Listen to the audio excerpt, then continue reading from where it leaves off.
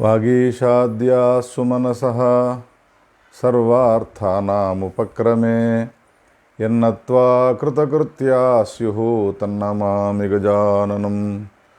శరదిందువికాసమందహాసాం స్ఫురదిందీవరలోచనాభిరామాం అరవిందసమానసుందరాస్యాం అరవిందాసనసుందరీముపాసే.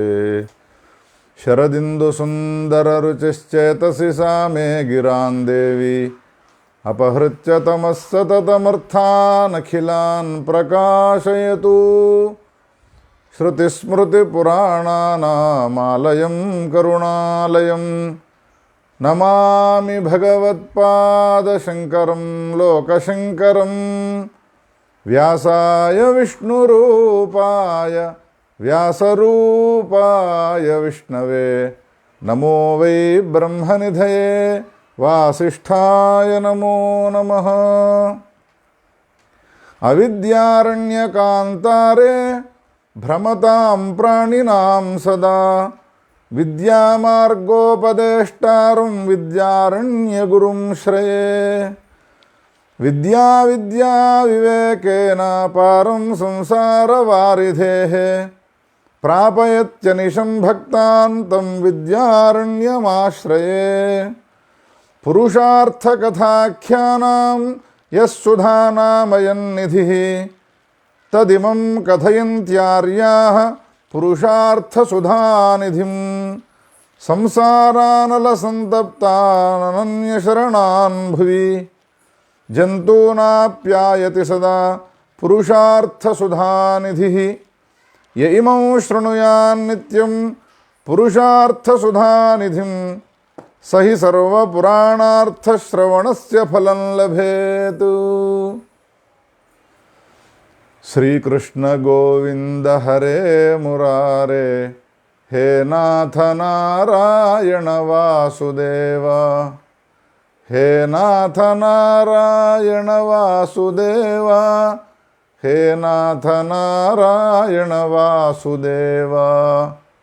హర హర శంభో గిరిజాబంధో శివ శివ శంకర భూతపతే. గిరిశమహాపజ్జలధేరస్మాన్ ఉద్ధర దీనకృపాజలధే. గౌరీ శంకర భగవానికి జై.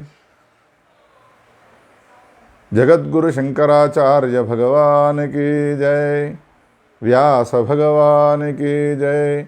విద్యారణ్య భగవానికి జై. నమః పార్వతీపతయే హర హర మహాదేవ హర. పరమ పావనమైన మన భారతదేశంలో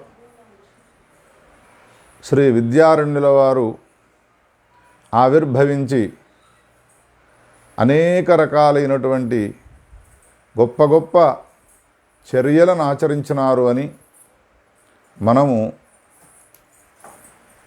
ఆ విద్యారణ్యుల వారికి సంబంధించిన చరిత్రనంతా కూడా వైశాఖ శుద్ధ సప్తమి నాడు వారి జయంతిని పురస్కరించుకొని చెప్పుకున్నాం. వ్యాస భగవానుడు ఆవిర్భవించి అష్టాదశ మహాపురాణాలను రచించి వేదాలను విభాగం చేసి లోకానికి ఎంతో గొప్పనైనటువంటి ఉపకారం చేసినాడు.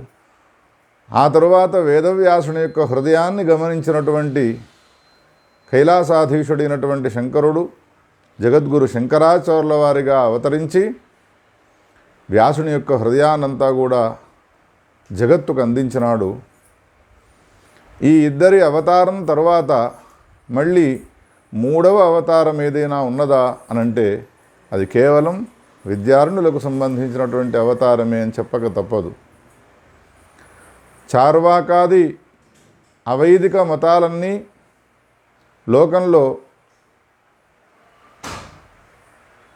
విర్రవీగుతూ ఉన్నటువంటి సమయంలో జగద్గురు శంకరాచార్యుల వారు ఆవిర్భవించి అవైదిక మతాలనన్నిటిని కూడా ఖండించి వైదిక మతాన్ని అద్వైత సిద్ధాంతాన్ని స్థాపించినారు, పునఃస్థాపనం చేసినారు.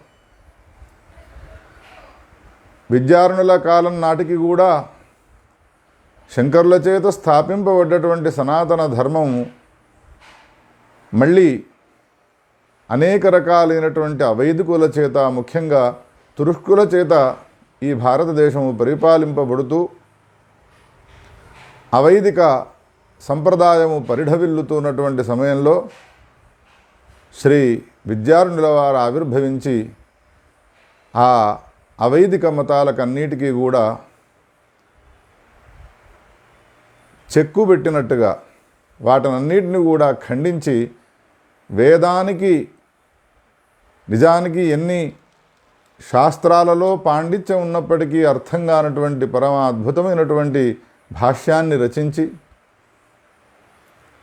తన పాండితీ ప్రకర్షతో, తన తపశ్శక్తితో ఈ జగత్తులో ఉన్నటువంటి మానవులమైనటువంటి మనందరికీ కూడా ఒక ధర్మమయ జీవనాన్ని ఇచ్చినారు, ఒక ధర్మ మార్గ నిర్దేశకులైనారు.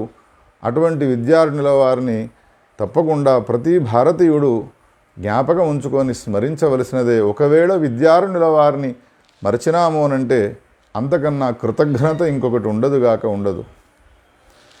వేదాలకు భాష్యాన్ని రచించినాడు కాబట్టి ఏదో ఒక వర్గానికి సంబంధించినటువంటి వ్యక్తి మాత్రమే, ఆ వర్గానికి సంబంధించినటువంటి వ్యక్తులు మాత్రమే ఆయనను జ్ఞాపకం చేసుకోవాలి, ఆయనను స్మరించాలి అని అనుకోవడము అది మూర్ఖత్వమే అవుతుంది. వేదవ్యాసుడు ఏ విధంగా సర్వజనులకు సంబంధించినటువంటి ధర్మాలను బోధించి అందరి చేత పూజింపబడేవాడు ఈనాడో, జగద్గురు శంకరాచార్యుల వారు ఏ విధంగా వేదమతాన్ని స్థాపించి ప్రచారం చేసి జగత్తులో ఉన్నటువంటి ప్రతివాణి చేత పూజింపబడేవాడు ఈనాడో, విద్యారణుల వారు కూడా అదేవిధంగా అందరి చేత పూజనీయుడై ఉన్నాడు. అందరూ అతనిని గౌరవించాలి. మనకు ఆయన ఇచ్చినటువంటి సంపద ఏమిటి అనే విషయాన్ని తెలుసుకున్నాము అనంటే తప్పకుండా ప్రతి భారతీయుడు ఆయనకు నమ్ర శిరస్కుడై దీర్ఘదండ ప్రణామాన్ని చేస్తూ యావజ్జీవము జ్ఞాపకం చేసుకునేటువంటి వాళ్ళే అవుతారు తప్ప ఇంకా వేరే కృతజ్ఞులు గారు, ఆయనను విస్మరించేటువంటి వాళ్ళు గారు మన భారతీయులు అనే విషయాన్ని గమనించాలి. విద్యారణుల వారు వారి చరిత్రలో మనం చెప్పుకున్నట్టుగా ఆయుర్వేదంలో, సంగీత శాస్త్రంలో, ధర్మ విషయంలో, యజ్ఞయాగాది క్రతువుల ఆచరణ విషయంలో ఎన్నో రకాలైనటువంటి గ్రంథాలను రచించి మనకు గొప్పనైనటువంటి సంపదనిచ్చినారు. అదేవిధంగా వ్యాసుడు రచించినటువంటి అష్టాదశ మహాపురాణాలను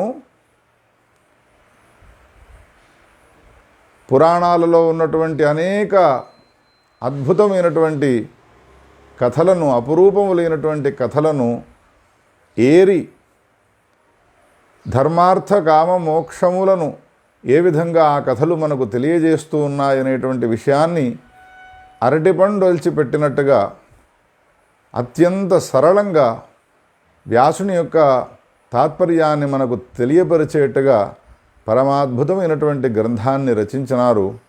ఆ గ్రంథానికి పేరు పెట్టినారు పురుషార్థ సుధానిధి. పురుషుల చేత అర్థింపబడేవి కాబట్టి పురుషార్థములు అని అన్నారు. పురుషార్థములు ఎన్ని అనంటే ధర్మ అర్థ కామ మోక్షములు. ఇక్కడ పురుష అనేటువంటి పదము చేత పురుషుడు అని అర్థం తీసుకొని స్త్రీల చేత అర్థింపబడవా అనేటువంటి ప్రశ్నను వేయడానికి వీల్లేదు. మానవునిగా జన్మించిన ప్రతివాని చేత అర్థింపబడేటువంటివి ధర్మార్థ కామ మోక్షములు. ఈ ధర్మార్థ కామ మోక్షాల్లో మోక్షము పరమ పురుషార్థము. మానవునిగా జన్మించిన ప్రతివాడు కూడా ఆ నాలుగవ పురుషార్థమైనటువంటి మోక్షము కోసము పాటుపడాలి. ఆ మోక్షము మనకు సిద్ధించాలి అనంటే ధర్మాన్ని ఆచరించాలి. ధర్మాన్ని ఆచరించాలి అనంటే అర్థము యొక్క ఆవశ్యకత ఉన్నది. ధనం లేకుండా ధర్మాన్ని మనం ఆచరించలేము. కామము కూడా అది విహితమై ఉన్నటువంటి కామమును మనం ఆచరించినప్పుడు అది కూడా మోక్షానికి ఉపయోగపడుతుంది అని దాన్ని కూడా పురుషార్థాల్లో ఒకదానినిగా చేర్చినారు. ఈ విధంగా ధర్మార్థ కామ మోక్షములు అనేటువంటివి ప్రతి పురుషుని చేత అర్థింపబడే అయ్యున్నాయి కాబట్టి ప్రతి మానవుడు కూడా ధర్మాన్ని ఎందుకు ఆచరించాలి, ఎందుకు ధర్మాన్ని గురించి తెలుసుకోవాలి, అర్థాన్ని ఎందుకు సంగ్రహించాలి, అర్థాన్ని గురించి ఎందుకు తెలుసుకోవాలి, కామమును ఎందుకు కలిగి ఉండాలి, కామమును ఎందుకు తెలుసుకోవాలి, మోక్షాన్ని ఎందుకు మనం పొందాలి అనేటువంటి ఈ అనేక రకాలైనటువంటి ప్రశ్నలు సహజంగా మనకు ఉద్భవిస్తూ ఉంటాయి.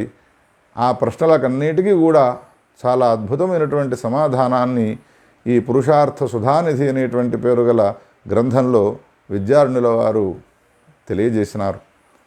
అందుకని ఆ విద్యారణ్యుల వారిని స్మరిస్తూ అవిద్యారణ్యకాంతారే భ్రమతాం ప్రాణినాం సదా విద్యామార్గోపదేష్టారం విద్యారణ్య గురుం శ్రేయే. మొట్టమొదట విద్యారణ్యుల వారికి మనం నమస్కారం చేద్దాము. అవిద్య అనేటువంటి పేరు గల అరణ్యంలో సంచారం చేస్తూ ఉన్నటువంటి ఏ ప్రాణులు ఉన్నారో ఆ ప్రాణులకందరికీ కూడా విద్యా మార్గాన్ని ఎవరైతే ఉపదేశం చేసినాడో అటువంటి విద్యారణ్య గురువుకు నేను నమస్కారం చేస్తూ ఉన్నాను. విద్యా విద్యా వివేకేన పారం సంసార వారిధేహే ప్రాపయతి అనిశం భక్తాన్ తం విద్యారణ్యమాశ్రయే. ఇంకా ఎటువంటి వారు విద్యారణ్యుల వారు? ఇది విద్య, ఇది అవిద్య అనేటువంటి జ్ఞానము లేకుండా మనమంతా కూడా ఏది నిజమైనటువంటిది, పొందవలసినటువంటిది ఏది, పొందకూడని ఏది అనేటువంటి విషయంలో మనమంతా కూడా సందేహాన్ని కలిగి ఉన్నటువంటి వాళ్ళవి అనేక రకాలైనటువంటి దుఃఖ పరంపరలను పొందుతూ ఉన్నాము. అటువంటి మనను ఉద్దేశించి నాయన దీనిని విద్య అని అంటారు, దీనిని అవిద్య అని అంటారు అని ఈ విధమైనటువంటి వివేకాన్ని మనకు బోధిస్తూ సంసార వారిధే పారం ప్రాపయతి.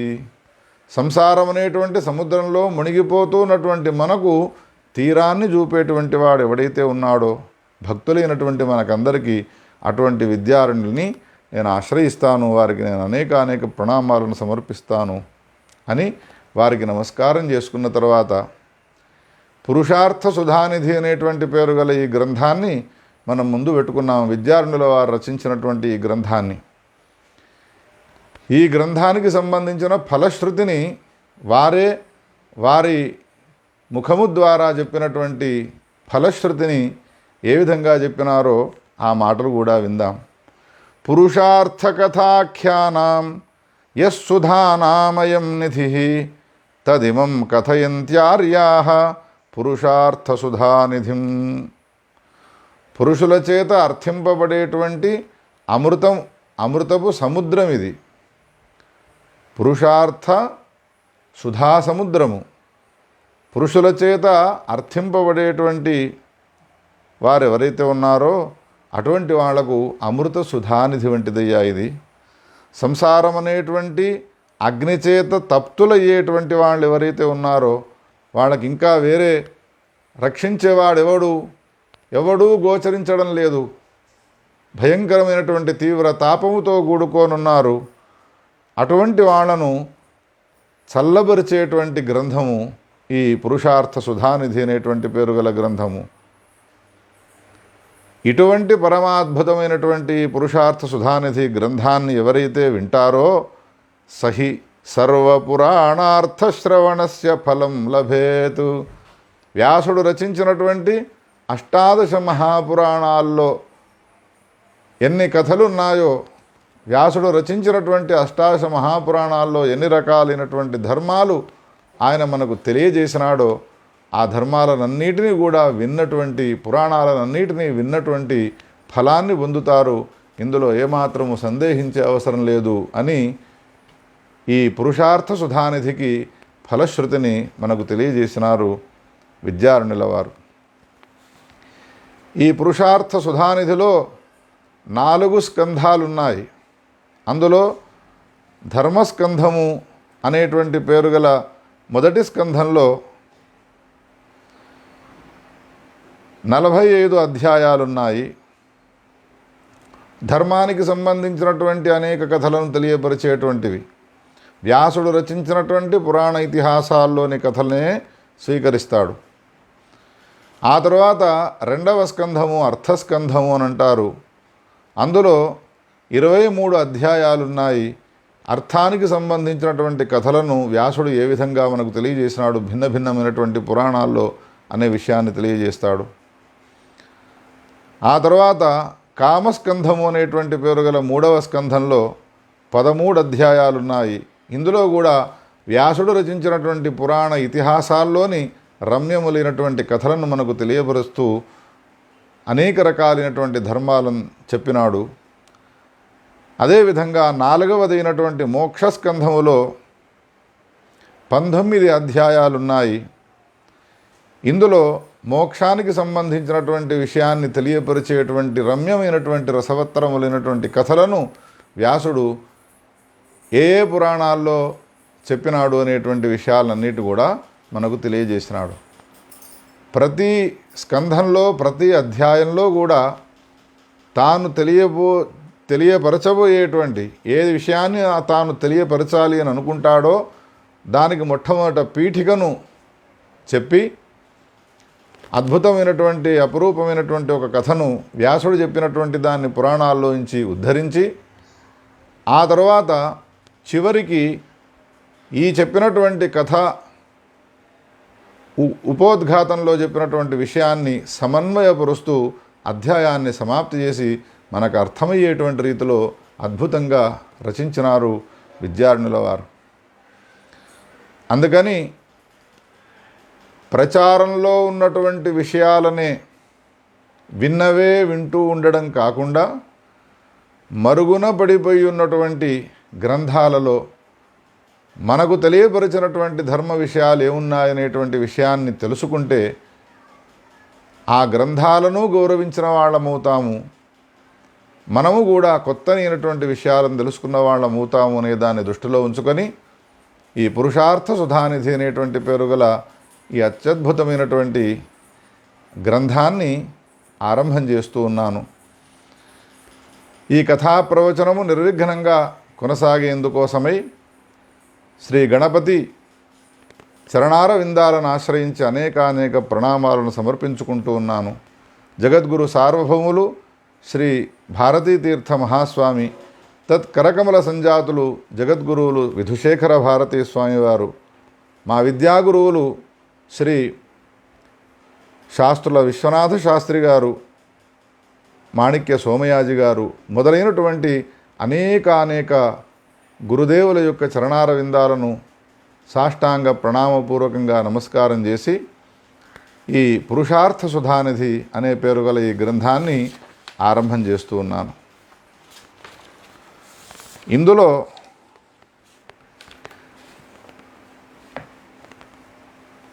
మొట్టమొదట వ్యాసునికి నమస్కారం చేసినాడు. నమో వ్యాసాయ గురవే మహతే మహతామపి సంసారానలతప్తానాం యస్య సూక్తి రసాయనం. వ్యాసునికి నేను నమస్కారం చేస్తూ ఉన్నాను అన్నాడు విద్యారణ్యుల వారు. మహాత్ములకు కూడా మహాత్ముడైనటువంటి వాడు వేదవ్యాసుడు. సంసారం అనేటువంటి భయంకరమైనటువంటి అగ్నిచేత తప్తులైనటువంటి వ్యక్తులు ఉన్నారో ఆ వ్యక్తులకందరికీ కూడా ఆయన సూక్తులు ఏవైతే ఉన్నాయో, ఆయన పురాణ వాంగ్మయం ఏదైతే ఉన్నదో అది అమృత వృష్టి వంటిది. విపరీతమైనటువంటి వేడితో శరీరం అంతా కూడా చెమటలు పట్టి ఉన్నాయి. ఆ వేడిని చల్లార్చుకునేందుకోసమై హరిద్వారంలో ప్రవహించేటువంటి గంగలో ఒక్కసారి మునగగానే ఆపాద తలమస్తకం ఏ విధంగా ఆ శైత్యాన్ని పొందినటువంటి మనం ఒక ఆనందాన్ని అనుభవిస్తామో, అనాది నుండి సంసారానలము చేత, సంసారం అనేటువంటి అగ్ని కీలల చేత దహింపబడుతున్నటువంటి మన శరీరము చల్లబడాలి అని అంటే అటువంటి అమృతవృష్టి మనపైన పడాలి. ఆ అమృతవృష్టి ఏది అనంటే వేదవ్యాసుని యొక్క వాక్యాలే, వాగమృతమే.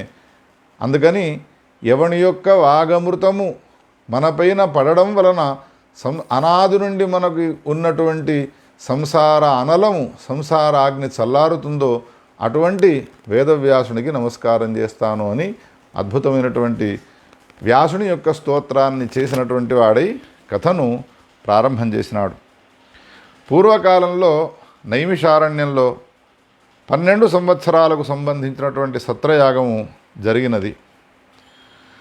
అప్పుడు అనేక మంది మునీశ్వరులంతా కూడా 82,000 మంది శౌనకాదృశులంతా కూడా వింటూ ఉండగా వ్యాసుని యొక్క శిష్యుడు సూత భగవానుడు తన గురువు అయినటువంటి వ్యాసుడు తనకు బోధించినటువంటి 18 మహాపురాణాలను, ఉపపురాణాలను, ఉపోపపురాణాలన్నిటిని కూడా వాళ్ళందరికీ కూడా వినిపించినాడు, వర్ణించి చెప్పినాడు.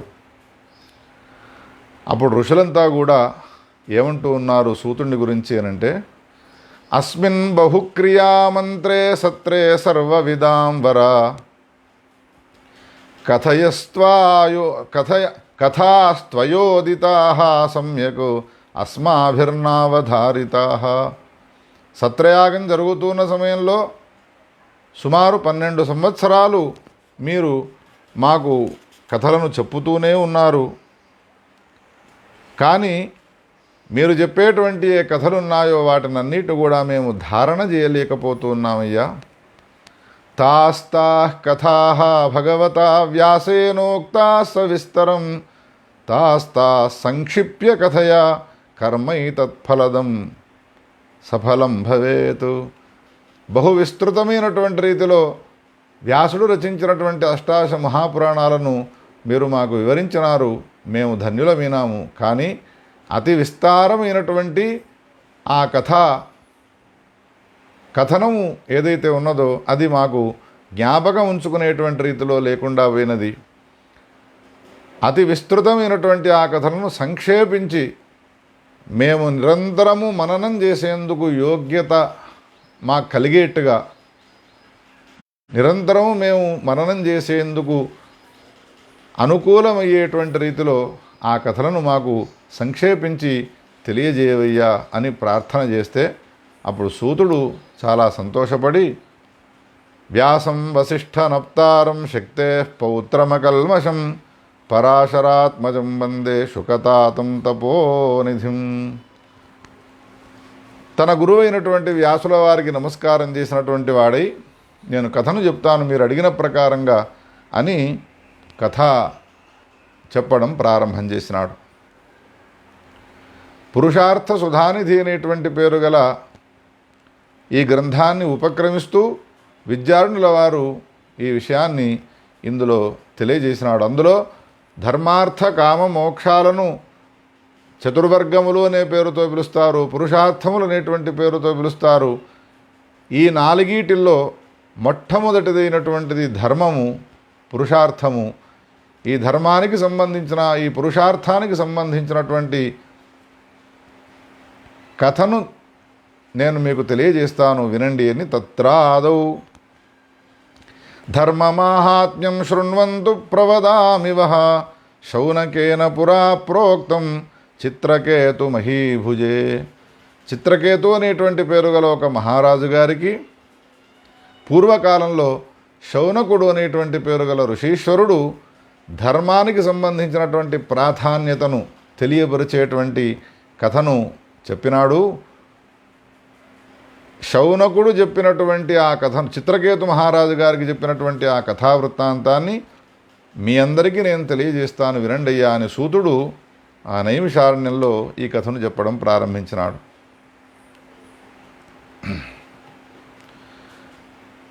శౌనకుడు ఏమంటూ ఉన్నాడు చిత్రకేతు మహారాజు గారితో అనంటే, హే చిత్రకేతు మహారాజా, సర్వలోకాలకు హితాన్ని కలిగింపజేసేటువంటిది ఏది అని విచారం చేస్తే అది కేవలం ధర్మం మాత్రమే అని తెలిసినది.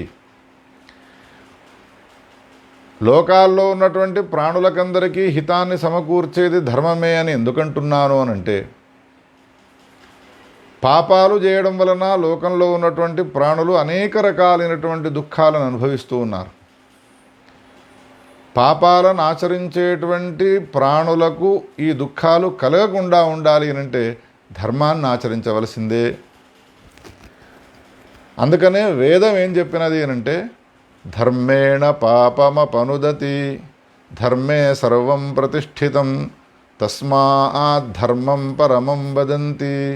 ధర్మాన్ని ఆచరించడం వలన పాపము తొలగిపోతుంది. అందుకని ధర్మము యందు సర్వము ఉన్నది. అందుకని మీరంతా కూడా ధర్మాన్ని ఆచరించండి. అదే నిజమైనటువంటి మానవునికి శ్రేయస్సును కలిగించేటువంటిది. తస్మాత్ ధర్మం పరమం వదంతి అన్నది వేదం. వేదము సకల ప్రాణులకు మానవాళికి శ్రేయస్సును కలిగింపజేసేటువంటి పరమ అద్భుతమైనటువంటి ఒక శాసనాన్ని చేసేటువంటి ఒక రాజశాసనం వంటిది వేదము. అందుకని శౌనకుడు ఆయన ఏమంటూ ఉన్నాడు, యస్య శ్రవణమాత్రేణ పూతో భవతి మానవః. హే చిత్రకేతు మహారాజా, ధర్మాన్ని గురించి వింటేనే చాలు మానవుడు పవిత్రుడైపోతాడు.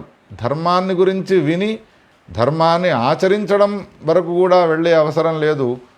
ఇది ధర్మము అని ధర్మాన్ని గురించి వింటేనే చాలు పూతో భవతి మానవః, పవిత్రుడవుతాడు. అందులో సందేహించే అవసరమే లేదు. సంసారం అనేటువంటి సముద్రంలో మునిగిపోతూ ఉన్నటువంటి వానికి ఆధారం ఏది అనంటే ధర్మం మాత్రమే ఆధారము. ఇందులో సందేహించే అవసరం లేదు. అర్థబంధు సహాయోపి నాధర్మ స్వర్గమాప్నుయాత్ అర్థబంధు విహీనోపి ధర్మిష్ఠ స్వర్గమాప్నుయాత్.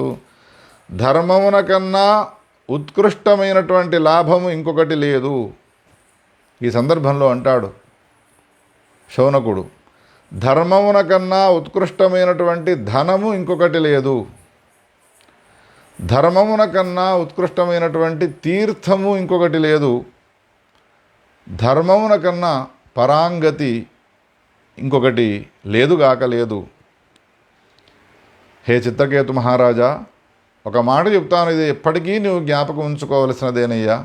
వ్యాసుడు చెప్పినటువంటి విషయాన్ని విద్యార్థుల వారు మనకు ఉద్ధరించి ఆ పురాణాల్లోంచి ఉద్ధరించి చెప్తున్నటువంటి విషయం ఇది. ఏమంటారు ధర్మాన్ని గురించి అనంటే, దారాహి అపత్యం భృత్యాశ్చ బాంధవాః ప్రియవాదినః గచ్చంతం నానుగచ్చంతి ధర్మ ఏవానుగచ్చతి.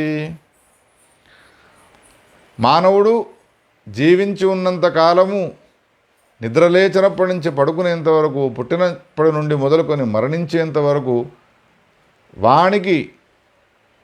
వాణి వర్ణాన్ని ఉద్దేశించి, వాని ఆశ్రమాన్ని ఉద్దేశించి ఏ ఏ ధర్మాలు చెప్పబడ్డాయో వాటినన్నిటినీ తూచా తప్పకుండా ఆచరించి ఉన్నాడు అనంటే, మరణించిన తర్వాత వాని వెంట వచ్చేది వాడు ఆచరించినటువంటి ధర్మం ఒక్కటే.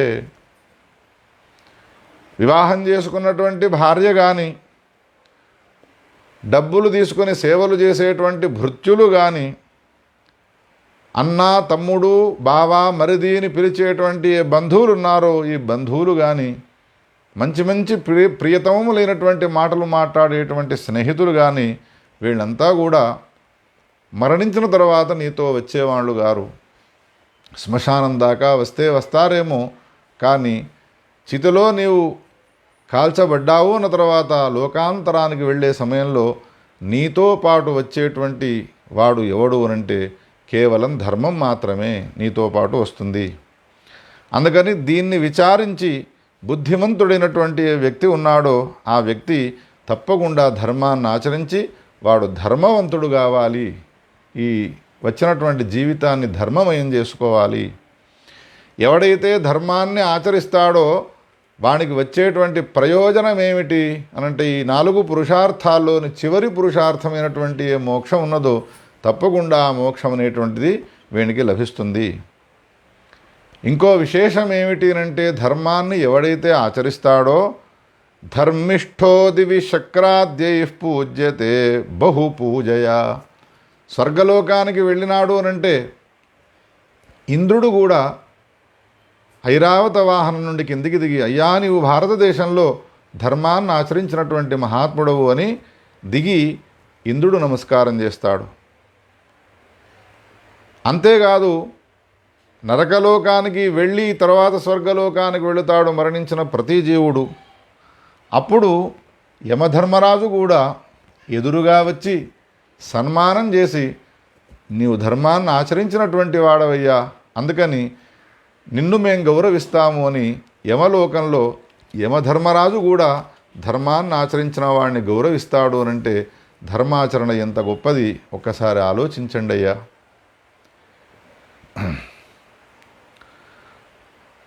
యో ధర్మకృతో ధర్మకాలే ధర్మస్వార్థం విధాయ చ దృష్ట్వా న విస్మరతి చిత్తే చేత్తేపి యాస్యంతి నిర్వృతిం.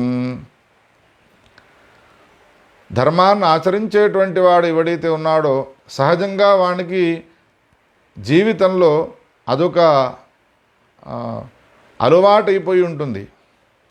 నేను ఆచరించే ఈ ధర్మం వల్ల నాకు ఈ విధమైనటువంటి ఫలం రాబోతుంది అనేటువంటి సంకల్పాన్ని కూడా చేయకుండా ఎవడైతే ధర్మాన్ని ఆచరిస్తాడో తప్పకుండా వానికి ఇప్పటిదాకా చెప్పినటువంటి ఏ ధర్మానుష్ఠాన జనితమైనటువంటి ఫలం ఉంటుందో 100% వానికి వచ్చి తీరుతుంది, సందేహించే అవసరం లేదు.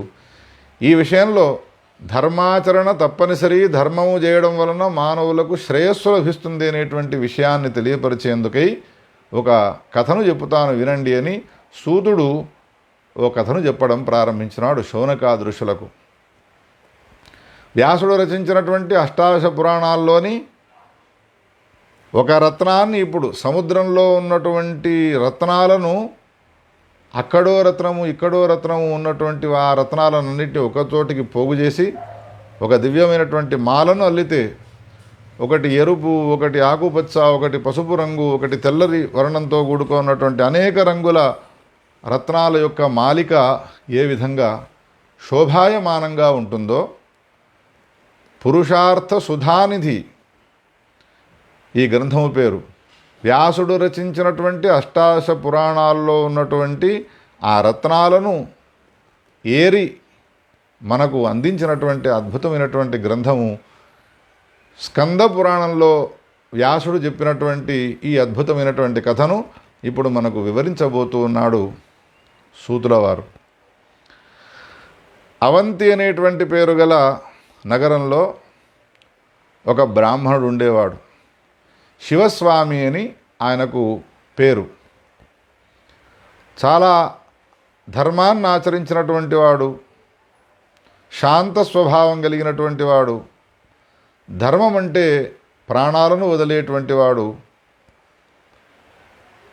చిన్ననాటి నుండి సాంప్రదాయకమైనటువంటి రీతిలో వేదశాస్త్రాలను అధ్యయనం చేసినటువంటి మహా గొప్పనైనటువంటి పండిత ప్రకాండుడు ఆయన శివస్వామి అనేటువంటి పేరు గల బ్రాహ్మణోత్తముడు. కొంతకాలానికి తండ్రి మరణించినాడు. తల్లి కూడా చిన్నతనంలోనే మరణించినది. ఇంట్లో ఇంకా ఎవరు ఆదరించేటువంటి వాళ్ళు లేరు. అందుకని ఈ శివస్వామి ఏం చేసినాడు అనంటే మానసికమైనటువంటి సంతృప్తిని పొందాలి అని భావించి భారతదేశంలో అనేక రకాలైనటువంటి తీర్థక్షేత్రాలు ఉన్నాయి అని పురాణాల్లో చదివినాడు, పెద్దల ద్వారా విన్నాడు. కాబట్టి మానసికమైనటువంటి ప్రశాంతిని పొందడం కోసమై తీర్థయాత్రాటన చేయడానికి బయలుదేరినాడు. హిమవత్ పర్వత సానువుల్లోకి వెళ్ళినాడు. మందర పర్వతాల్లో సంచారం చేసినాడు. అనేక గంగా, గోదావరి మొదలైనటువంటి తీర్థాల్లో స్నానం చేసినటువంటి వాడి గంగాద్వారానికి చేరుకున్నాడు. నరనారాయణ ఆశ్రమాన్ని చేరుకున్నాడు. అక్కడ యాత్రను ముగించుకున్నటువంటి వాడి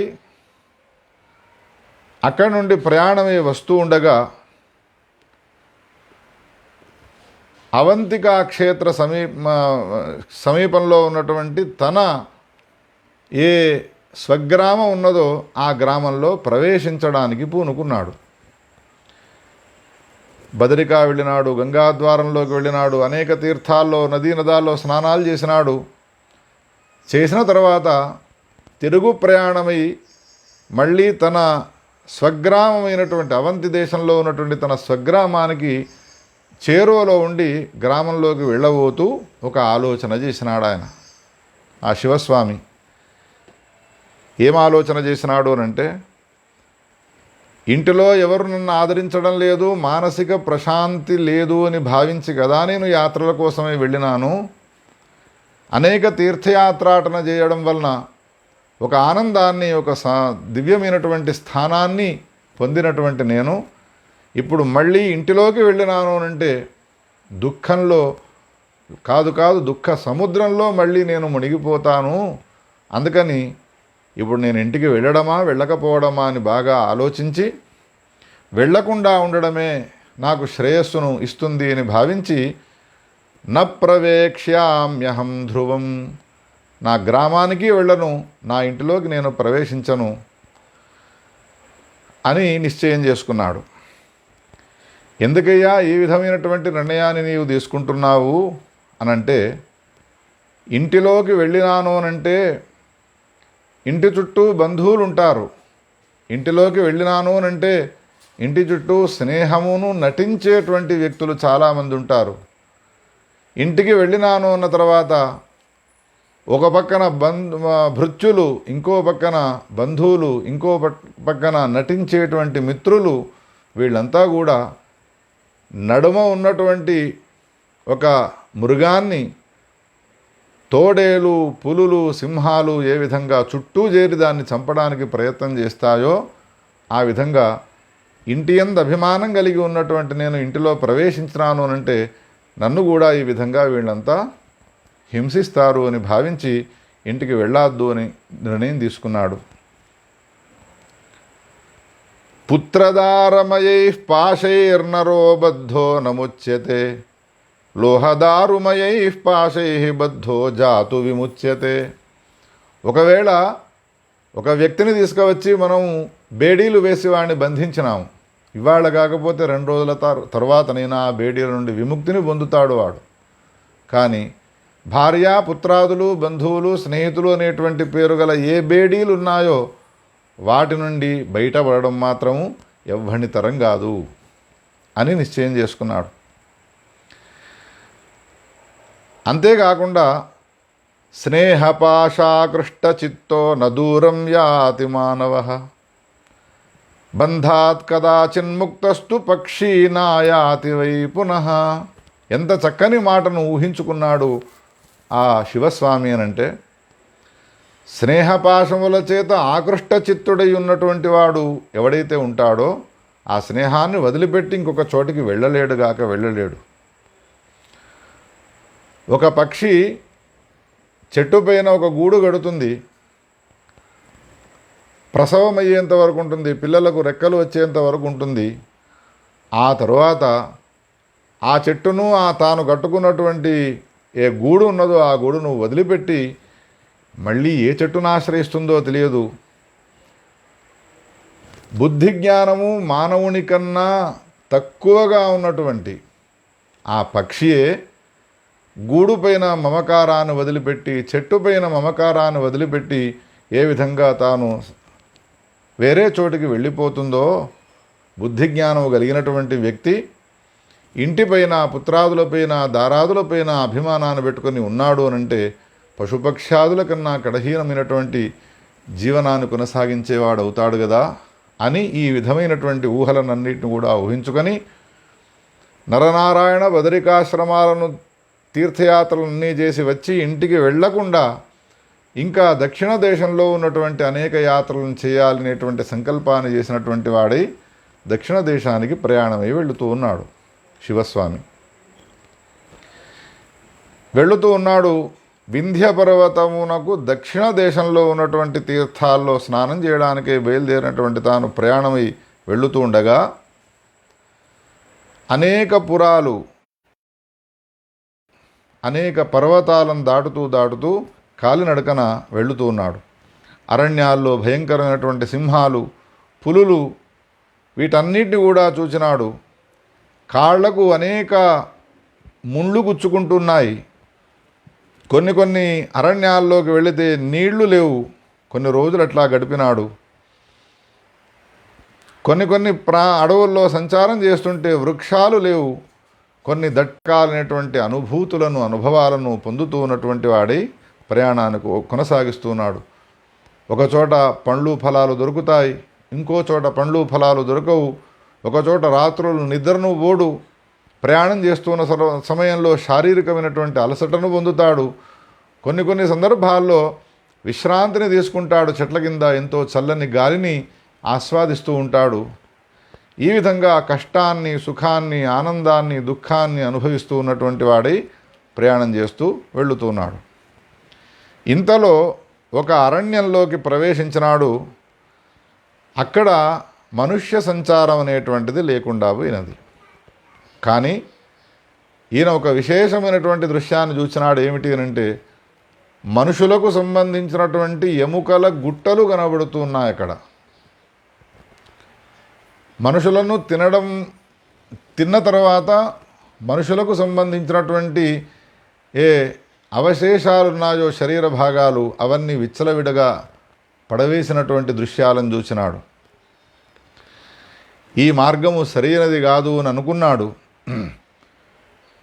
అనుకొని ఇంకో మార్గము ద్వారా నేను ప్రయాణాన్ని సాగించాలి అని ఆ శివస్వామి ఆ దుర్మార్గాన్ని, దుష్టమైనటువంటి ఆ మార్గాన్ని వదిలిపెట్టి సన్మార్గము ద్వారా వెళ్ళాలి అని భావిస్తూ ఉన్న సమయంలో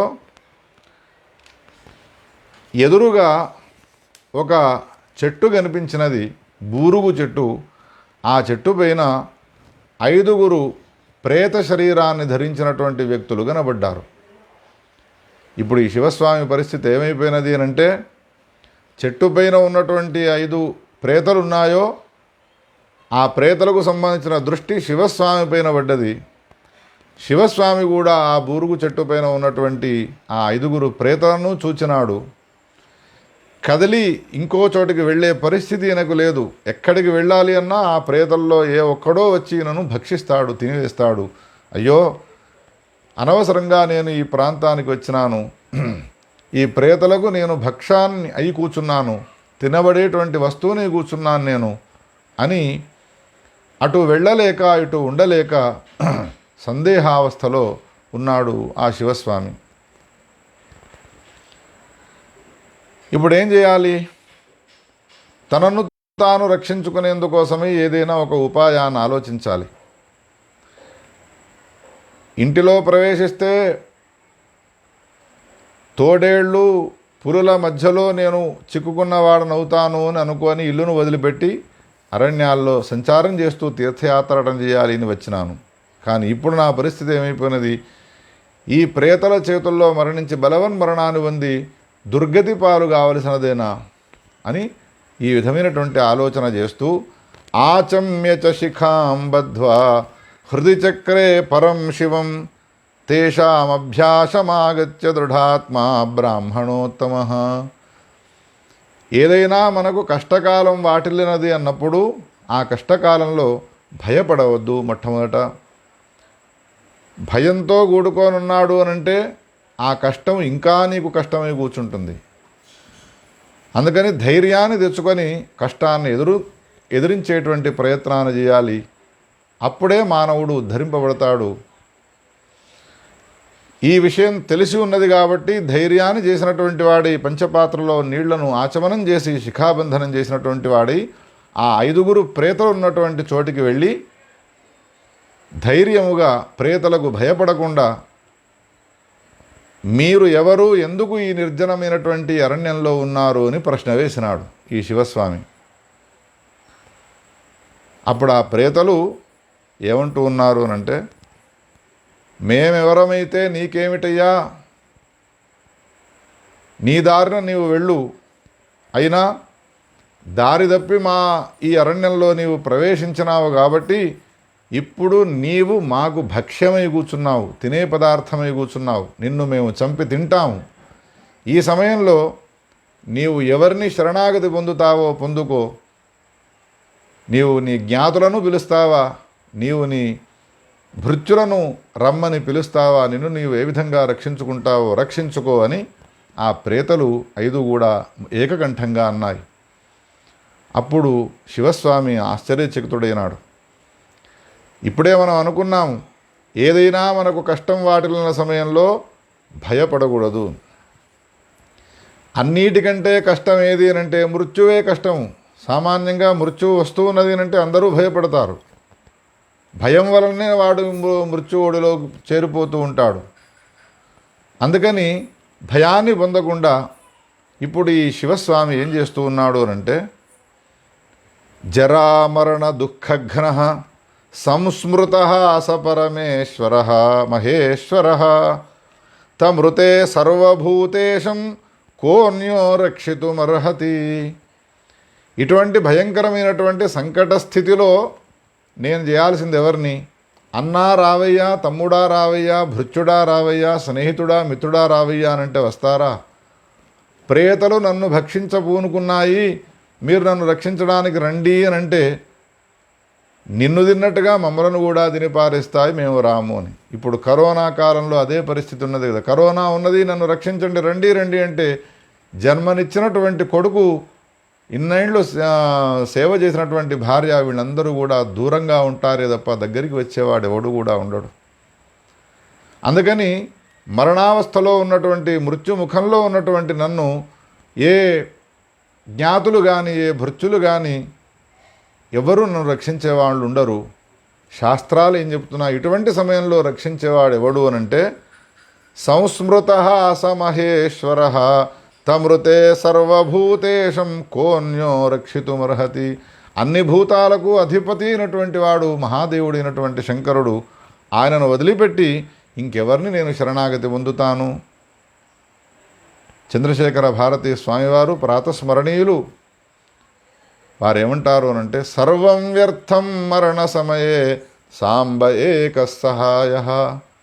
ఏదేది నీవు నాకు ఇది రక్షణనిస్తుంది, నేను గొప్పవాడిని అవుతాను మరణించే సమయంలో అనుకుంటావో, ఏది నిన్ను రక్షించేది అనుగ్రహించేది ఉండదు, కేవలం సాంబుడు మాత్రమే. సాంబ ఏక సహాయ అన్నారు. ఎంత అద్భుతమైనటువంటి రీతిలో ఆయన ఈ విషయాన్ని తెలియపరుస్తున్నాడు మనందరికీ అంటే, యత్పాద పంకజే చిత్తే నిధాయామల బుద్ధయ మృత్యుంజయంతి తం మృత్యుం సంచింతయామ్యహం. మృత్యువుకు మృత్యువైనటువంటి వాడిని మన హృదయంలో గనక నిలుపుకొని చింతించినాము అనంటే,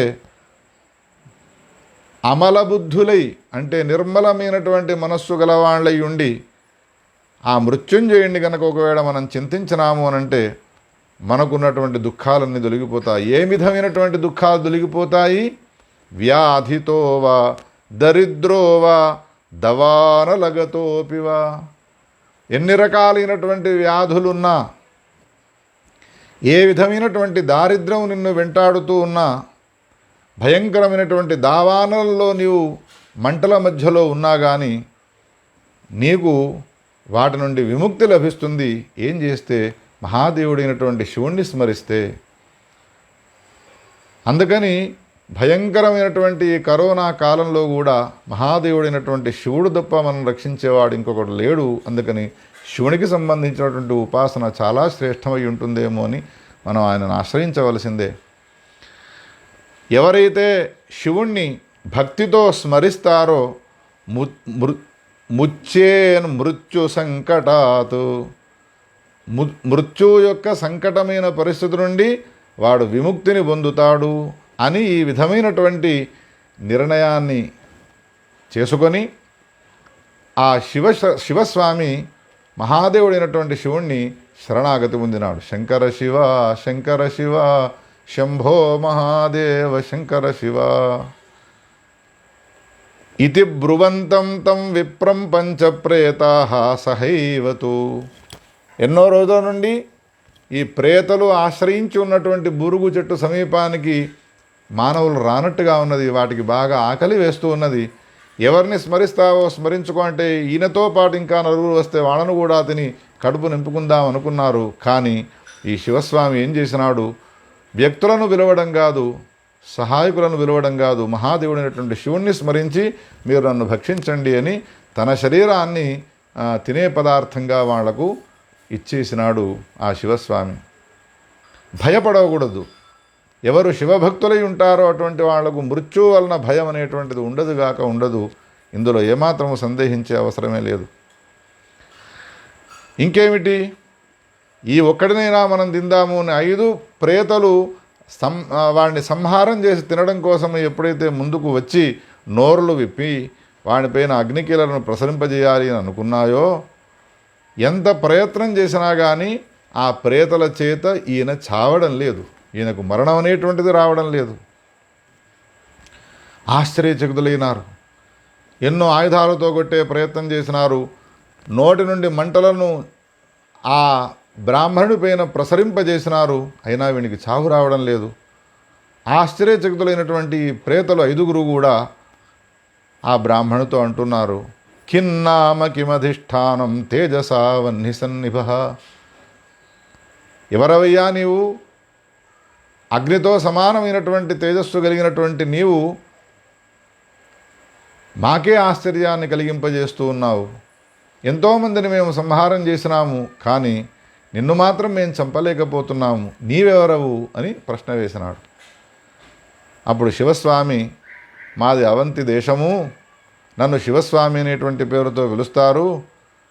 వింధ్య పర్వతానికి దక్షిణ భాగంలో ఉన్నటువంటి యొక్క తీర్థయాత్రలు చేయాలనేటువంటి ఉద్దేశంతో నేను సంచారం చేస్తూ తెలియకుండా ఈ అరణ్యంలో నేను ప్రవేశించినాను. మీ దర్శనం నాకైనది. మీరంతా కూడా నన్ను తినడానికి పూనుకున్నారు. నేను మీకేం ద్రోహం చేసినానో నాకు తెలియదు. అందుకని ఈ సమయంలో నేను ఒక ప్రశ్న వేయాలి అని అనుకుంటున్నాను మిమ్ములను. మీకు ఈ ప్రేతత్వం అనేటువంటిది ఎట్లా వచ్చినది? నన్నెందుకు తినాలి అనేటువంటి సంకల్పాన్ని మీరు చేసి నా వలె అనేక మందిని గుట్టలుగా అనేక మానవుల యొక్క అస్థికలు ఇక్కడ పడి ఉన్నాయి. ఎందుకు ఈ విధంగా మీరు అనేక మందిని హింసిస్తూ ఉన్నారు? మీకు ఈ ప్రేతత్వం అనేటువంటి మేఢ్రక, నన్ను స్థూల శరీరుడు అంటారు. ఈ 2వ వాణ్ణి పీనమేఢ్రుడు అనే పేరుతో పిలుస్తారు. 3వ వాణ్ణి పూతివక్త్రుడు అని అంటారు. 4వ వాణ్ణి కృషదేహుడు అనే పేరుతో పిలుస్తారు. 5వ వాణ్ణి దీర్ఘజిహ్వుడు అనే పేరుతో పిలుస్తారు. అసలు దేశాల్లో కాదు, ప్రపంచ దేశాల్లో కూడా ఇటువంటి పేర్లు ఎవరికీ ఉండవు. ఈ ప్రేతలకు 5 రకాలైనటువంటి ఈ పేర్లు విన్న తర్వాత, ఈ ప్రేతలకు ఉన్నటువంటి పేర్లను విన్న తర్వాత ఈయనకు ఆశ్చర్యం కలిగినది. అయ్యా, ఎందుకు మీకు ఈ పేర్లు వచ్చినాయి అని ప్రశ్న వేస్తే వాళ్ళు ఆ పేర్లు ఎందుకు వచ్చినాయో వివరిస్తూ ఉన్నారు. అయ్యా, నన్ను స్థూల శరీరుడు అనే పేరుతో పిలుస్తారు. ఎందుకు నన్ను స్థూల శరీరుడు అంటారు అని అంటే, మొదటి ప్రేత చెబుతూ, నేను గత జన్మలో మానవునిగా ఉన్నప్పుడు బ్రాహ్మణులకు సంబంధించినటువంటి ద్రవ్యాన్ని బలవంతాన్ని నేను అపహరించినాను. దేవతా ద్రవ్యాన్ని అపహరించినాను. స్త్రీ బాల వృద్ధులనేటువంటి పేరు లేకుండా వాళ్లకు సంబంధించిన ద్రవ్యాన్నంతా కూడా నేను అపహరించినాను. ఈ విధంగా నేను చేసినటువంటి అధర్మాల వలన నాకు ఈ ప్రేతత్వం వచ్చినది. నేను ఇప్పుడు ఈ స్థూల శరీర అనేటువంటి పేరును పొందినటువంటి వాడిని, అనేక దుఃఖాన్ని అనుభవిస్తూ ఉన్నానయ్యా అని మొదటివాడు చెప్పినాడు. 2వ వాడు పీనమేఢ్రుడు అని పేరు. నేను పరస్త్రీల యందు వ్యామోహాన్ని కలిగినటువంటి వాడని ఉన్నాను. అనేక రకాలైనటువంటి అకృత్యాలను చేసినాను. అందుకని నేను చేసినటువంటి పాపపు పనుల వలన, అధర్మాల వలన నాకు ఈ పీనమేఢ్రత్వం అనేటువంటిది వచ్చినది. నా శరీరం అంతా కూడా కాలిపోతూ ఉన్నదయ్యా. భయంకరమైనటువంటి దుఃఖంతో కూడుకోనున్నాను అని 2వ వాడు తన పరిచయాన్ని చెప్పుకున్నాడు. 3వ వాడు పూతివక్త్రుడు అని పేరు. ఎప్పుడూ గత జన్మలో నేను చేసినటువంటి అధర్మం ఏమిటి అంటే, ఎప్పుడూ కూడా నేను అసత్యాన్ని మాట్లాడేవాడిని. లోకంలో ఉన్నటువంటి వాళ్ళనందరినీ కూడా నిందిస్తూ ఉండేవాడను. ఆ కర్మ విపాకం వలన నేను పూతివక్త్రుడనేటువంటి పేరుతో ఈ ప్రేతత్వాన్ని పొందినాను. నా నోటి నుండి ఎప్పుడూ కూడా నా నోటి నుండి ఎప్పుడూ కూడా నీళ్లు స్రవించవు, చీము నెత్తురు స్రవిస్తూ ఉంటుంది. భయంకరమైనటువంటి దుఃఖాన్ని నేను అనుభవిస్తూ ఉన్నాను అని మూడవ వాడు చెప్పినాడు. కృష శరీరుడు అనేటువంటి పేరు గల ఇంకొక ప్రేత తన వృత్తాంతాన్ని చెబుతూ ఉన్నాడు. గత జన్మలో నేను ధనం సమృద్ధిగా ఉండేది నా సమీపంలో, ధనానికి కొదవలేదు, నేను దరిద్రుడను గాను, ఐశ్వర్య సంపన్నుడనే. కానీ ఇంత ధనం ఉన్నప్పటికీ కూడా ఏ ఒక్కనికి నేను దానాన్ని చేయలేదు, ఏ ఒక్కరోజు కూడా స్వాహాకారాన్ని చేయలేదు, నేను యజ్ఞయాగాదులను ఆచరించలేదు, పితరులను ఉద్దేశించి శ్రాద్ధాదులను కూడా నేను చేయలేదు. ఇటువంటి పాపపు పనులు చేయడం పక్కన పెడితే నాకు విధించినటువంటి కర్మలను ఆచరించకపోవడం వలన ఈ విధమైనటువంటి కృష శరీరం అనేటువంటి పేరుతో నేను ప్రేతగా మారిపోయినాను. ఇక నాలుగవ వాడున్నాడు. నన్ను దీర్ఘజిహ్వుడు అనే పేరుతో పిలుస్తూ ఈ ప్రేతత్వాన్ని పొందినటువంటి నన్ను అంటూ ఉంటారయ్యా. నేను చేసిన పాపం ఏమిటి గత జన్మలో? తాను చెప్తూ ఉన్నాడు, నేను గత జన్మలో నాస్తికుడనై ఉన్నాను. నాకు విధింపబడ్డటువంటి ఏ మర్యాద ఉండెనో ఆ మర్యాదను నేను ఉల్లంఘించి ప్రవర్తించినాను. ఎవరైనా నాకు సహాయం చేసి ఉన్నట్టయితే వాళ్లకు నేను సహాయం చేయకుండా కృతజ్ఞుడనై ఉన్నాను. వేదాలను నిందించేవాడను, దేవబ్రాహ్మణులను నిందించేవాడను, ధర్మం అనేటువంటిది లేదు అనేటువంటి దుష్ప్రచారం చేసేవాడను నేను. ఏమయ్యా యజ్ఞములు యాగములు అంటూ మీరు చేస్తూ వ్యర్థమైనటువంటి కాలాన్ని గడుపుతూ ఉన్నారు. ఎంతవరకు జీవించి ఉంటామో అంతవరకు సుఖంగా జీవించాలి. అప్పు చేసైనా పప్పు కూడి తినాలి తప్ప ఈ యజ్ఞయాగాది క్రతువులు శ్రేయస్సునిచ్చేటువంటివి కావు అని అనేక అసత్య ప్రచారాలను, నాస్తికవాదాన్ని నేను కలిగి ఉన్నాను గత జన్మలో. అంతేకాదు, కో దృష్ట పునరాయాతి ప్రాణినాంతు గతిం భువి. అంతేకాదు, శ్రాద్ధాది క్రతువులు ఏవైతే ఉన్నాయో అవి చేయడం వలన బ్రాహ్మణులు కడుపు నింపుకుంటారు తప్ప లోకాంతరాల్లో ఉన్నటువంటి పితరులకు తృప్తి ఎట్లా కలుగుతుంది? మూఢులై మీరు ఈ కర్మలన్నిటి కూడా ఆచరిస్తూ ఉన్నారు అని అనేక హేతువాదాలను చేస్తూ తర్కాలతో ధర్మాన్ని నిందించినాను, వేదశాస్త్రాలను నిందించినాను, పెద్దలను గౌరవించలేదు, నాస్తికుడనై నేను ఈ విధంగా ప్రవర్తించడం వలన నాకు ఈ ప్రేతత్వం వచ్చినది, నన్ను దీర్ఘజిహ్వుడు అనేటువంటి పేరుతో పిలుస్తారు అని ఈ విధంగా ఐదుగురు గత జన్మలో వాళ్ళు ఏ ఏ పాపం చేసినారో, ఏ పాపం చేయడం వల్ల వాళ్ళకి ప్రేతత్వం వచ్చినదో, ప్రేతత్వం వచ్చి ఎదుటివాడిని భయపెట్టడం కాదు, వాళ్ళు ఏ విధమైనటువంటి దుఃఖాన్ని అనుభవిస్తున్నారో ఈ విషయాన్నంతా కూడా చెప్పగా విని, అయ్యా ఇక నన్ను మీరు వదిలిపెడితే నేను వెళ్ళిపోతాను, లేదా మీకు నేను భక్షణం ఇయ్యున్నాను, నన్ను మీరు భక్షించండి అన్నాడు. ఈ మధ్యలో వాళ్ళు చెప్పినటువంటి గత జన్మలోని కథలనన్నిటినీ విన్న తర్వాత ఈ బ్రాహ్మణోత్తముడు ఒక ఆలోచన చేసినాడు. ఆయన ఆలోచించినటువంటి ఈ మాటలు మనం ఎప్పటికీ జ్ఞాపకం ఉంచుకోవాలి. వాళ్ళ మాటలు విన్న తర్వాత ఆయన ఏమని ఊహించుకుంటున్నాడు, ఏమని ఆలోచన చేస్తూ ఉన్నాడు ఆ శివస్వామి అనంటే, అహో దుష్కృత కర్మాణో నరాః పాపాని కుర్వతే. మానవ జన్మ వచ్చిన తర్వాత నరులంతా కూడా పాపాలను ఆచరిస్తారు. ఈ లోకంలో నేను పాపాలను ఆచరిస్తున్నాను, పాపాలకు తగ్గట్టుగా దుఃఖాన్ని అనుభవించడానికి పరలోకం ఒక కలిగింత వంతు దుఃఖాన్ని నేను అనుభవించవలసి వస్తుంది అని ఊహించరు. పాపాలను ఆచరించిన వాళ్లకు నరకలోక ప్రాప్తి కలుగుతుంది, నరకంలో యమధర్మరాజు ఉంటాడు అని అనుకుంటారు. కానీ నేను చెప్పే మాట ఒకసారి మీరంతా వినండి అని ఆ శివస్వామి మనకందరికీ కూడా చెప్తున్నాడు. ఏమంటాడు ఆయన అంటే, న యమం యమ ఇత్యాహు ఆత్మా హి యమ ఉచ్యతే. యముడిని యముడు అని అనకూడదు. మరి యముడంటే ఎవరు అనంటే, ఎవడు జన్మించినాడో మానవుడి వానికి వాడే యముడు. ఇదేమిటయ్యా కొత్త విషయం చెప్తున్నావు నీవు, ఎవరిది వాడు యముడు అని అనుకుంటారా లోకంలో అనంటే, యమ అనే పదానికి అర్థం తెలుసుకోండి అయ్యా. యమము అనే పదానికి అర్థం ఏమిటి అనంటే, ఆత్మానియమ్యతే యేన తస్ ఎవడు ఈ లోకంలో యముడై ఉంటాడో, యముడు అనంటే నియమముతో కూడుకున్న జీవనాన్ని కొనసాగించిన వాడై ఉంటాడో, ఎవడు ధర్మాన్ని ఆచరించిన వాడై ఉంటాడో, ఎవడు ఇంద్రియ నిగ్రహం కలిగినటువంటి వాడై ఉంటాడో అటువంటి వానికి మరణించిన తర్వాత నరకలోకంలో యమధర్మరాజు కింకరహ, ఒక బాంఛనుగాడవుతాడు. తెలంగాణ ప్రాంతంలో బానిస అయి ఉంటాడు యమధర్మరాజు. నీకు నేను బానిసనై ఉంటానయ్యా అని అంటాడు. భవంతంతు భోక్తుం అగ్నిసమప్రభం భక్షితా బహవోస్మాభిః నైవ చత్వాదృశా భువి. హే బ్రాహ్మణోత్తమ, ఇదివరకు మేము వేలాది లక్షలాది మందిని భక్షించినాము, కానీ నీతో సమానమైన అగ్ని సదృశుడైనటువంటి వ్యక్తిని మేము ఇంతవరకు కూడా మేము గమనించలేదు, చూడలేదు. నీవు సుఖంగా వెళ్ళవచ్చు, నీ మార్గం అంతా కూడా క్షేమకరం అవుగాక అని వాళ్ళు ఆయనను వదిలిపెట్టినారు. తినడానికి పూనుకోలేదు. తినేందుకు వాళ్లకు శక్తి సామర్థ్యాలే సరిపోవడం లేదు. కారణం ఏమిటి అనంటే ఈ బ్రాహ్మణుడు యముడయ్యున్నాడు, ఇంద్రియ నిగ్రహం గలవాడై ఉన్నాడు. తనకు విధింపబడ్డటువంటి ఏ ధర్మం గలదో ఆ ధర్మాన్ని ఆచరించేవాడై ఉన్నాడు. కాబట్టి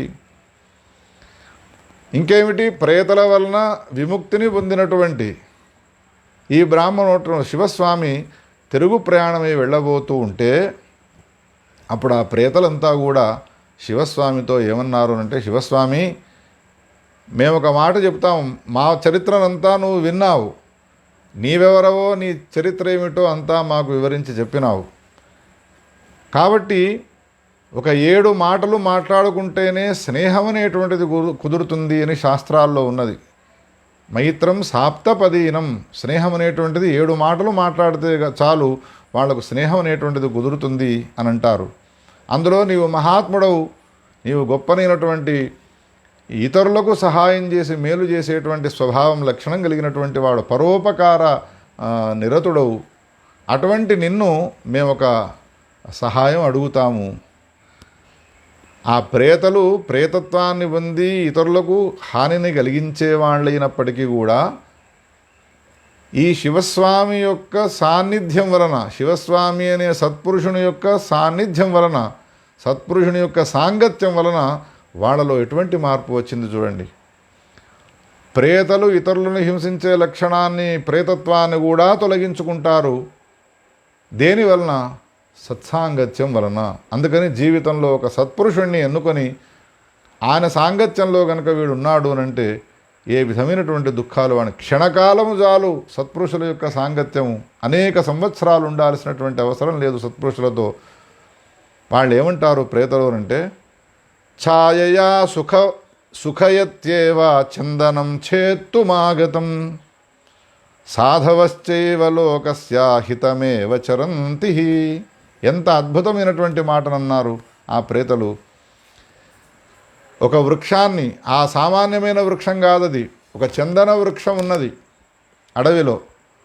ఊర్లో నుంచి బయలుదేరినాడు వాడు గొడ్డలిని పట్టుకొని ఆ చందన వృక్షాన్ని నరికి నేను ఇంటికి తీసుకువచ్చుకోవాలి అని. ఊరి నుండి ప్రయాణమై వచ్చినాడు, 5-6 కిలోమీటర్లు అలసిపోయి ఉన్నాడు. అప్పుడు ఆ చందన వృక్షము ఆ వచ్చినటువంటి గొడ్డలి పట్టుకొని తనను చంపేటువంటి వానికి ఏం చేస్తుంది అంటే, కమ్మని గాలిని ఇస్తుంది, నీడనిస్తుంది, చక్కని వాసనను కూడా, సువాసనను కూడా అందిస్తుంది. అయ్యో వీడు నన్ను చంపడానికి వచ్చినాడు కదా, అందుకని వీనికి నేను ఎందుకు గాలినివ్వాలి, వీనికి నేను ఎందుకు కమ్మని వాసననివ్వాలి, వీనికి నేను ఎందుకు నీడనివ్వాలి అని అనుకుంటుందా? చందన వృక్షము తనను చంపడానికి వచ్చినటువంటి వానికి ఏ విధంగా ఆశ్రయాన్ని ఇస్తుందో, సత్పురుషుడైనటువంటి నీవు నిన్ను చంపడానికి పూనుకున్నటువంటి మాకు కూడా ఒక ఆశ్రయాన్ని ఇవ్వవయ్యా, మాకున్నటువంటి ఈ ప్రేతత్వాన్ని తొలగించి మమ్మల్ని ఉద్ధరించు అని ప్రార్థన చేసినాయి ఆ 5 ప్రేతములు కూడా. అప్పుడు ఆ శివస్వామి అనే పేరు గల బ్రాహ్మణుడు, మీకున్నటువంటి ఈ ప్రేతత్వ విముక్తి ఎట్లా కలుగుతుందో మీరే చెప్పండి అని అడిగితే, వింధ్య పర్వతానికి దక్షిణ భాగంలో దండకారణ్యం అనే పేరు గల ఒక అరణ్యం ఉన్నది. ఆ అరణ్యంలో విరజా తీర్థము అనేటువంటి పేరు గల ఒక తీర్థం ఉన్నది. సర్వపాప ప్రణాశనమైనటువంటిది ఆ తీర్థము. అక్కడికి వెళ్ళి మమ్ములను ఉద్దేశించి నీవు ప్రేత కర్మలను ఆచరించినట్టయితే తప్పకుండా మాకు విముక్తి లభిస్తుందయ్యా, ఈ ఒక్క సహాయాన్ని మాకు చేసి మమ్మలను ఉద్ధరించు అని ఈ విధంగా మాట్లాడినారు. సహజంగా సత్వగుణ సంపన్నుడై ఉన్నటువంటి శివస్వామికి ఎదుటివానికి ఉపకారం చేయాలనేటువంటి లక్షణం ఉండనే ఉన్నది. అందులో ఇంత దీనాది దీనంగా వీళ్ళు ప్రార్థించిన తర్వాత అది కష్టము కాకుండా సులభమైనటువంటి ఉపాయాన్ని వాళ్ళు సూచించిన తర్వాత ఇంకా చేయకుండా ఉంటాడా? సహి విప్రహ తతస్తూర్ణం తత్తీర్థం ప్రాప్య సాదరం. అప్పుడు ఆ శివస్వామి అనే పేరు గల బ్రాహ్మణోత్తముడు ప్రయాణాన్ని చేసినటువంటి వాడై ఆ విరజా నదీ తీర్థానికి చేరుకున్నాడు. మాఘమాసంలోని కృష్ణపక్ష చతుర్దశి నాడు, అది శివరాత్రి. శివరాత్రి నాడు శివునికి సంబంధించినటువంటి ఉపాసనంతా కూడా చేసినాడు. శివుడంటే అమితమైనటువంటి భక్తి, శివునిపైన అమితమైనటువంటి విశ్వాసము. అటువంటి పరమ మహా గొప్పనైనటువంటి తపశ్శక్తి సంపన్నుడైనటువంటి శివస్వామి శివునికి సంబంధించిన ఉపాసనంతా చేసి విరజా నదిలో స్నానం చేసినటువంటి వాడై రాత్రి జాగరణ చేసి సూర్యుడు ఉదయించిన తర్వాత ఆ తీర్థ సమీపంలో తనకు సంబంధించిన వంశంలోని పితృపితామహాదులకందరికీ కూడా పిండ ప్రదానాలన్నీ కూడా చేసి ఔర్ధ్వదైహిక క్రియలన్నిటి కూడా ఆచరించినటువంటి వాడై పితృ సంబంధమైనటువంటి కర్మలన్నిటి కూడా ఆచరించి పిండాం సస్మార తత్రైవ పంచప్రేతాన్ పురేక్షితాన్. ఆ అడవిలో ప్రవేశించినప్పుడు తన ఏ ప్రేతల సమీపానికి తాను వెళ్ళినాడో ఆ ప్రేతలను స్మరిస్తూ కూడా 5 పిండాలను అక్కడ సమర్పణ చేసినాడు. వాళ్ళకున్నటువంటి ప్రేతత్వము ఈ పిండముల ద్వారా నివృత్తి అవుగాక అనుకుంటూ విరజానదీ తీరంలో వాళ్ళకి పిండ ప్రదానం చేసినాడు. విచిత్రం ఏం జరిగినో తెలుసిన శౌనకాదుషులారా, అరణ్యంలో అనేక మందిని సంహారం చేసి తిన్నటువంటి ఆ ప్రేతలు రాక్షస స్వభావం కలిగినటువంటి వాళ్ళు నిజానికి ఎన్నేళ్ళు వాళ్ళు నరకాల్లో తాపాన్ని పొందానో, ఎన్ని దుఃఖాలు అనుభవించానో అవన్నీ కూడా వాళ్లకు తొలగిపోయి దివ్య దేహాలు వాళ్ళకి ఏర్పడ్డాయి. తతో దివ్య శరీరాస్తే మకుటాది విభూషితా అప్సరోభిః వృతైః హైమైః విమానైః దివ్యవాససః. విమానాన్ని అధిరోహించినటువంటి వాళ్ళై వాళ్ళంతా కూడా విమానాన్ని అధిరోహించినటువంటి వాళ్ళై ప్రయాణమై వెళ్ళుతున్నారు ఆకాశంలో. భో భో ద్విజవర స్వర్గం యాసి. పెట్టిన విరజానదీ తీరంలో నీవు పెట్టినటువంటి పిండ ప్రదానం వలన మేము ఉత్తమగతిని పొందినాము, మేము దివ్యమైనటువంటి స్వర్గలోకానికి వెళుతున్నాము. ఒక మాట మేము నీకు చెప్పకుండా ఉండలేము అని ఏం చెబుతూ ఉన్నారు అనంటే, ఎవరైతే పాపాత్ములైనటువంటి వ్యక్తులు ఉన్నారో అటువంటి వాళ్ళను ఉద్దేశించి ఎవరైతే ఉద్ధరించే నిమిత్తమై పిండ ప్రదానం చేస్తారో అటువంటి వాళ్లకు అశ్వమేధయాగము చేస్తే ఏ ఫలం వస్తుందో ఆ ఫలం వస్తుందయ్యా. ఆర్తాన్ దుఃఖ పరీతాంగాన్ ప్రాణినః పాపినోపి ధర్మం దత్వా చోద్ధరేద్యః సోపి పాపాద్ విముచ్యతే. ఆర్తులైనటువంటి వాళ్లకు, దుఃఖంలో ఉన్నటువంటి వాళ్లకు, పాపాత్ములైనటువంటి వ్యక్తులు ఎవరైతే ఉన్నారో వాళ్ళను ఉద్దేశించి ఎవడైతే ఇతరుడు ధర్మాన్ని ఆచరించి ఆ ధర్మాన్ని కొంచెం వానికి సమర్పిస్తాడో తప్పకుండా వాడు పాపాల నుండి విముక్తిని పొందుతాడు అని ఈ మాటలు చెబుతూ దివ్య రూపాన్ని ధరించినటువంటి వాడు విమానంలో స్వర్గలోకానికి వెళ్ళిపోయినారయ్యా. ఆ బ్రాహ్మణుడు కూడా కాలాంతరంలో సర్వతీర్థాలను సంచారం చేస్తూ తన జీవితాన్ని సార్థకం చేసుకొని కాలాంతరంలో తాను విముక్తిని పొందినాడు అనే ఈ కథను సూతుడు శౌనకాదులకు వినిపించి, ఏవం ధర్మపరః ప్రాజ్ఞో ధర్మమేవాచరేత్ సదా ధర్మేణ ఉత్తారయేత్ సర్వాన్ ధర్మాన్ మోక్షం ప్రయాతి. ధర్మాన్ని ఆచరించడం వలన ధర్మం ఏం చేస్తుంది అనంటే, ధర్మాన్ని ఆచరించడం వలన ధర్మము వానికి శ్రేయస్సును కలిగిస్తుంది, వానికి పాపాల నుండి విముక్తిని కలిగింపజేస్తుంది. అంతేకాదు చివరి